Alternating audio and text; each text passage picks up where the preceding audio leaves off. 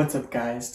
Welcome back to Stinger Designs. I'm Parker. Today we will be making an electric longboard. Just the basic specs of it. It's got a 4 kilowatt motor, uses a 12S setup, so that's 48 volts.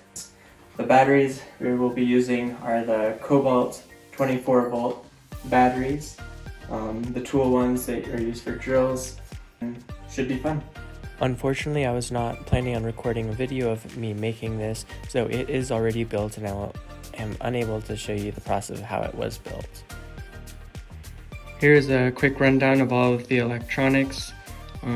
So I have right here a 6380 170 kilovolt motor. It's pretty big. Then got a little belt and gear with a 3D printed gear here. Don't know if you can see that, but in there's bolts that run through it, so that's why it doesn't break under the pressure. Then the bolts extend through the wheel, and you can see they just go through, nothing too fancy. Here's my main electronics compartment. It's got little slots for ventilation. I'm probably going to redesign that because it was letting rocks in, so I had put tape over it, but I took it off just to show you guys the design of it. Just is screwed on with 2 simple screws there. So here we have the VESC. It's just from Torque boards, their standard one, and then right here is the receiver. There's 3 pins here on the VESC, and then it just hooks to channel 2 on here. Pretty nice. And then the motor wires go through there and hook in, and then the power wire comes out there. So then we have a little plug here, basic anti-spark one, and then those 2 wires run down here. We have so this is set up in series. That way it takes the 224 volt and makes it 48 volts for a 12S setup. And then those wires hook to these little metal tabs here that I just cut from steel plate. And I just designed these clamps after the one that Kobalt uses. Alright, right here, I'll show you these. I've got these Kobalt batteries, just the basic 24 volt one, 2 amp hour. Find the smaller ones work better because they don't get as low to the ground. They just clip on nice and easy, just like this. Has that nice clicking noise, beautiful.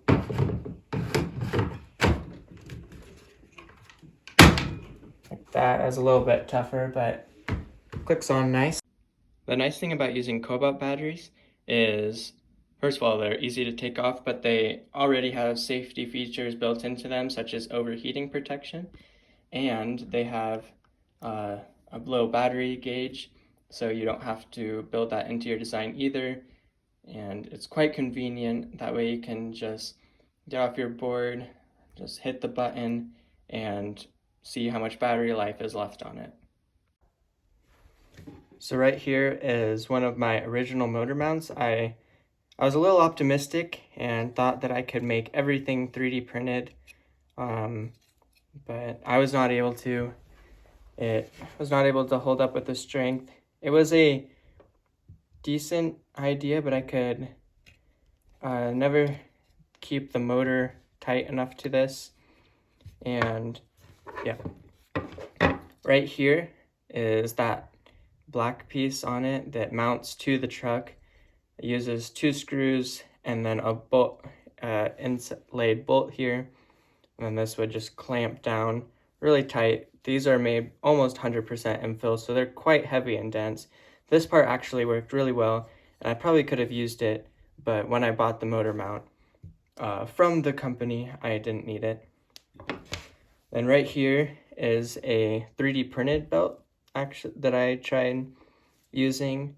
That's why you can see these black marks, because they were just getting absolutely destroyed because the TPU I was using was definitely not meant to be put under that type of pressure, but I was definitely a little optimistic with this one.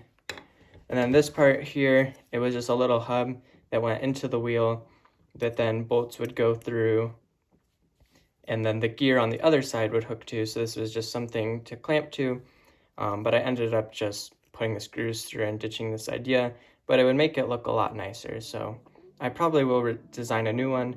Just the current layout only has 3 bolts, and the spacing on this one is off for that.